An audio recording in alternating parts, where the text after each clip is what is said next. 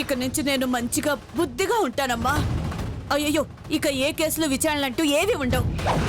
నేను నా కూతురు మీకు ఏ హాని చెయ్యం. మీ కాళ్ళ దగ్గర పడుంటాం. మీ సేవ చేసుకుంటూ పని మనుషులా పడుంటావమ్మా. కాదనుకు. అంత అవసరం లేదు కానీ మనుషులుగా ఉంటే చాలు. వెళ్ళు. రావే, ఇద్దరం కలిసి చేసిన పాపానికి రామకోటి రాసుకుందాం. పుణ్యమైన వస్తుంది. వస్తామమ్మా.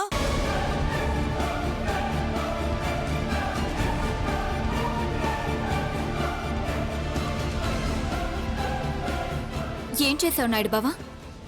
చెప్పాను కదా స్నేహ, దెయ్యం వదలు కొట్టానని. అదే ఎలా? ఎలా అంటే చెప్పబోతే ఒప్పుకోవు కదా. పైగా నీ మాట నేను కాదనలేను. సర్లే, ఆగు చూపిస్తాను. ఇది ఆ మంత్రం. వెళ్తా. ముంబై కాదు, పోలీస్ స్టేషన్కి. ఎళ్ళేం చేస్తావంట? నువ్వు నాతో చేయించిన నేరాలన్నీ పోలీసులతో చెప్తా. గోకుల్ని చంపించింది, నీ అల్లుడిపై హత్యా ప్రయత్నం చేయించింది, ఆస్తి కోసం నువ్వేమేం చేసింది అన్నీ పోలీసులకు చెప్తా. ఏంట్రా బెదిరిస్తున్నావా? నిల్చున్న చోట పాతేస్తాను.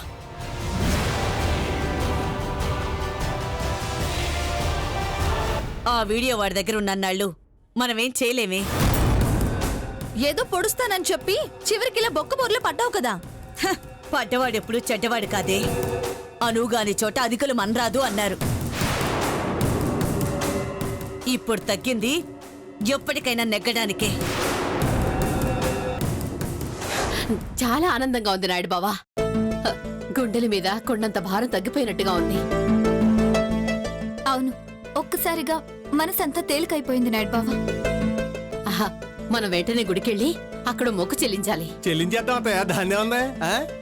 అలాగే అపర్ణ కూడా ఈ శుభవార్త చెప్పాలి. ఇప్పుడే వెంటనే చెప్పేద్దాం.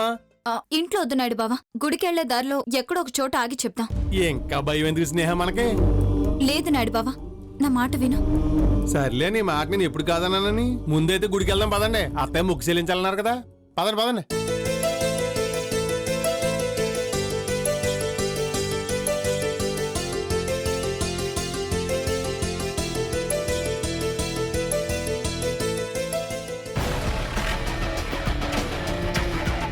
ఇప్పటికిప్పుడు గుడికి బయలుదేరుతున్నారేంటి?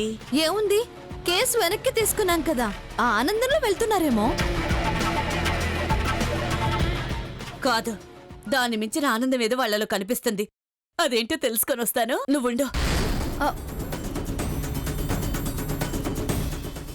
తను మారదు.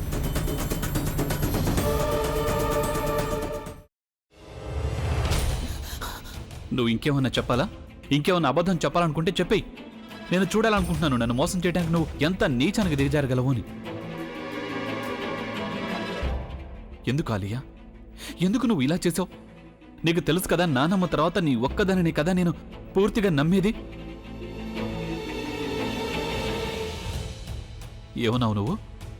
ఈ మధ్య అన్నిటినీ మర్చిపోతున్నావా? అది చాలు. వాటిలో ఉన్న శక్తి విషయాన్ని గ్రహించి మనకు వివరిస్తాయి.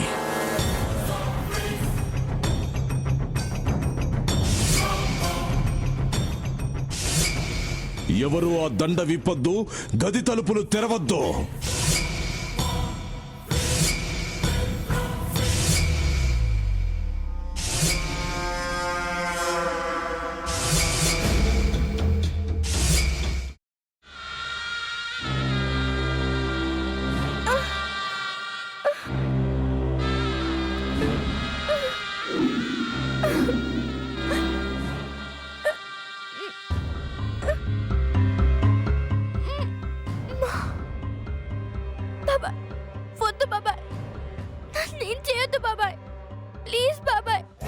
నీకు నిజం తెలిసినప్పుడే నా ఆలోచనలో నువ్వు చచ్చిపోయావు.